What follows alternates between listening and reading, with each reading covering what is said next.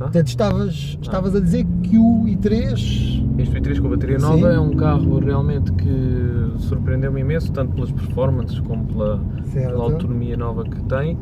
E pronto, e se calhar ficaria fã de um carro completamente elétrico se fosse para andar em cidade.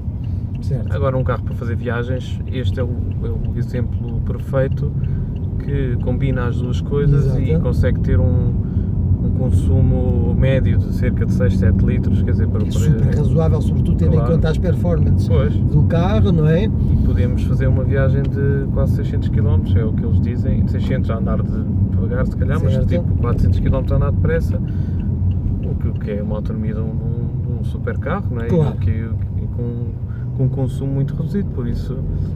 Esta solução dos híbridos plug-in são, de facto, é uma solução que faz bem a ponte entre os modelos de combustão e os modelos 100% elétricos. E eu acho isso sim que é o futuro, porque realmente um ajuda que o outro consuma menos e usa-se a realidade que se quer para o que se pretende, ou seja, o elétrico para a cidade, até quando é preciso, e quando se fosse para a estrada, então o motor a combustão. Pronto, acho que isso é o...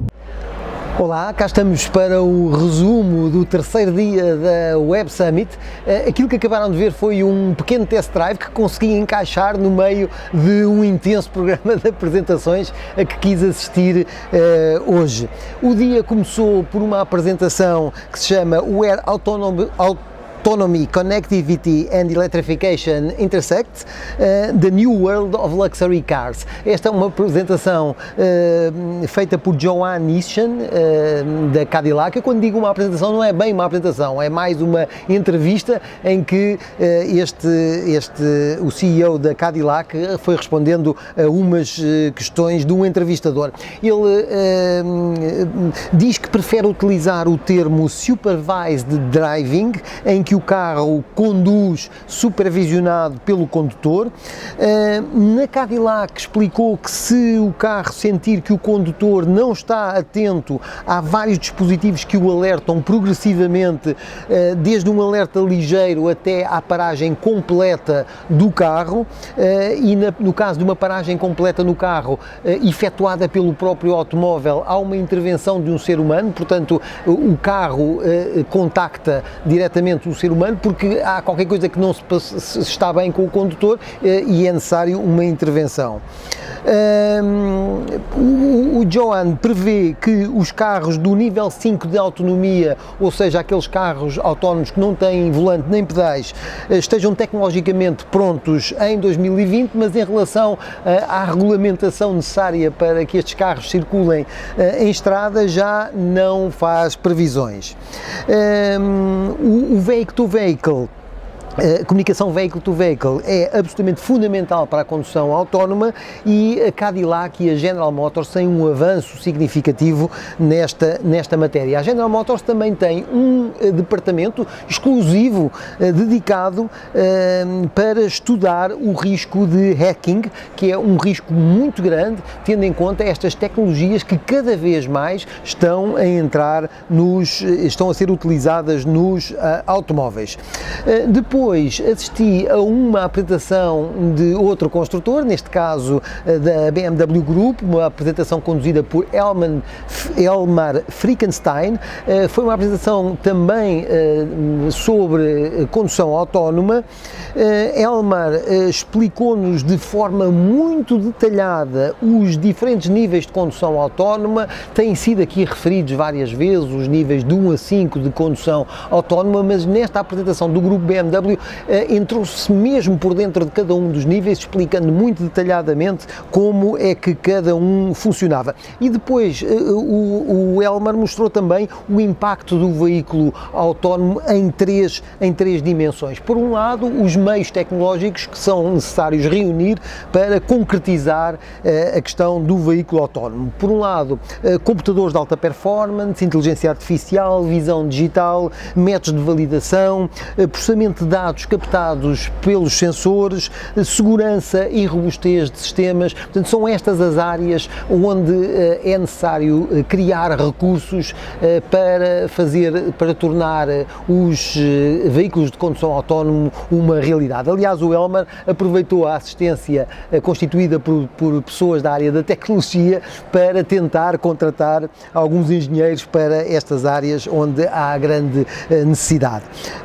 Depois, portanto, uma das áreas de impacto do veículo autónomo era nos meios tecnológicos, as outras duas áreas é as vantagens para o cliente e as vantagens para a comunidade. No domínio das vantagens para o cliente, o Elmar falou do maior conforto, mais tempo, mais segurança, maior flexibilidade, são tudo ganhos que o cliente ofere na utilização de veículos de condução autónoma. Para a comunidade, as vantagens são menos acidentes, menos trânsito, menos problemas de estacionamento e menor poluição. Depois assisti a um painel onde participou Simon Sproul da Aston Martin, um painel que é End of Car Owning Days. Será que já terminou o dia os dias da propriedade do automóvel? Neste painel discutiu-se a mobilidade como ecossistema e concluiu-se que o futuro será composto por uma muito maior diversidade de formatos de acesso a essa mesma mobilidade. Também ficou claro que subsistirão clientes que vão continuar a querer ser proprietários do seu automóvel, que vão continuar a querer conduzir o seu automóvel, e tudo isto principalmente nas marcas topo de gama. Depois fui a uma apresentação sobre Evolving Wearables. Wearables são dispositivos que se podem vestir, relógios, óculos, headphones. Foi uma apresentação conduzida por um responsável da Fossil, em que começou por explicar que um dos problemas desta categoria, é uma categoria que tem tido um lançamento um pouco mais lento, não é? É que os wearables no princípio não eram atrativos e as pessoas não os queriam usar, e isto está de facto a ser resolvido. Deu exemplos de pessoas, de early adopters, que compraram smartwatches e que depois acabaram por guardá-los numa gaveta e não usando. E eu aí enfiei a carapuça porque tenho lá um smartwatch que deixei completamente de usar, nem sei se ele ainda funciona. Deixei de usar por um problema, porque aquele smartwatch precisava de estar constantemente a carregar, tinha uma autonomia semelhante à do telemóvel, ou talvez menos. Ao fim do dia tinha que carregar para continuar a funcionar. E pelos vistos há uma nova tendência que está a responder a esta necessidade, que são os hybrid smartwatches. São smartwatches em que, em vez de terem um ecrã luminoso, portanto consumidor de energia, têm um ecrã analógico, mas por baixo tem a tecnologia necessária para fornecer todas aquelas características dos smartwatches que permitem seguir a pessoa, encontrar informações no mapa, receber notificações, etc, etc. Portanto, esta tendência dos hybrid smartwatches foi aqui referida. Em crescente também está a tendência dos headphones que servem não só para ouvir música, mas também para receber assistência digital através de comandos por voz, e não há dúvida que os wearables o que têm que ser é aceitos socialmente e que as pessoas têm que os gostar de usar. Depois voltei a ver uma apresentação com Simon Sproul, o CMO da Aston Martin, sobre conteúdo, sobre como o conteúdo está a conduzir o marketing, dos anúncios ao vídeo, às histórias. O conteúdo está a definir a forma como os marketeers estão a interagir com a audiência. E este painel explica um bocadinho da relevância do conteúdo na construção de mensagens verdadeiramente poderosas. Depois passámos aqui para uma apresentação muito gira que era sobre hardware that delivers, enquanto que a Amazon e a Walmart estão a estudar sistemas de entregas de encomendas por drones, não é? Starship Technologies, que foi a empresa que fazia esta apresentação, está a testar no terreno entregas através de robôs.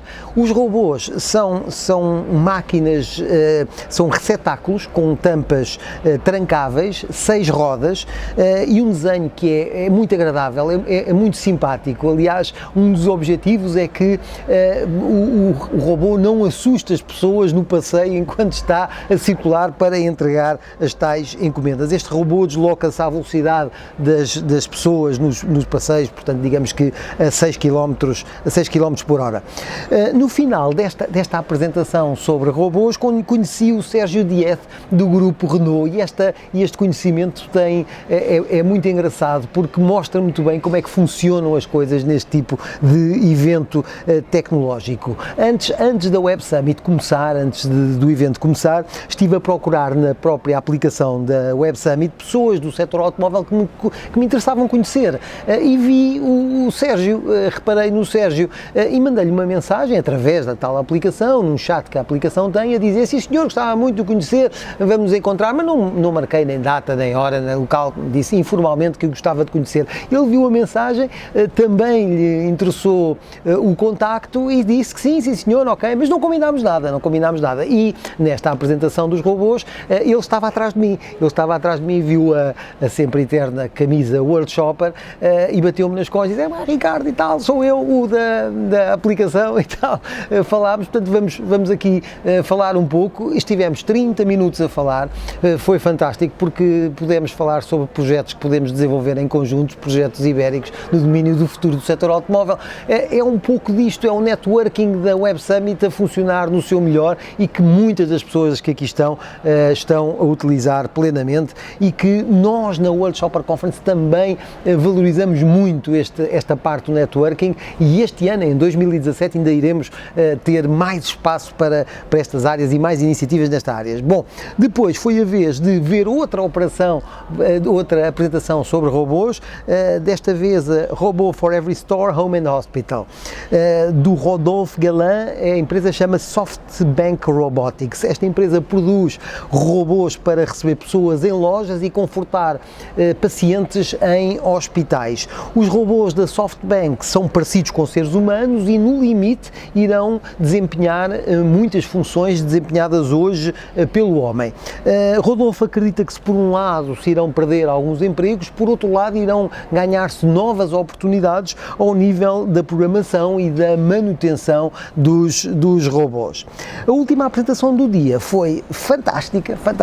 Love and Tech in the Time of Tinder. Tinder é um site de encontros que seguramente conhecem.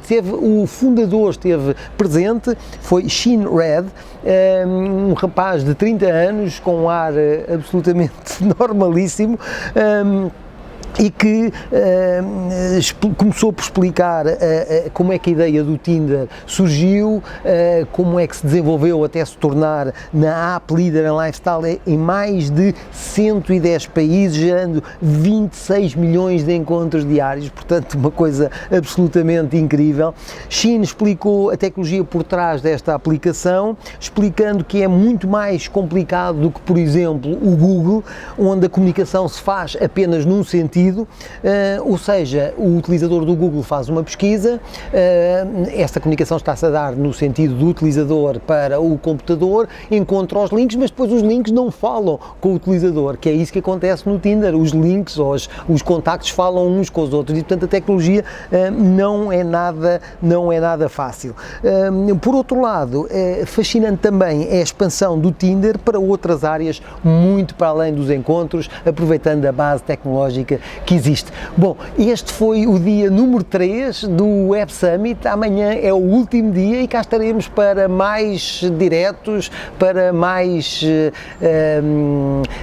resumos sobre aquilo que foi o Web Summit. Muito obrigado pela vossa companhia.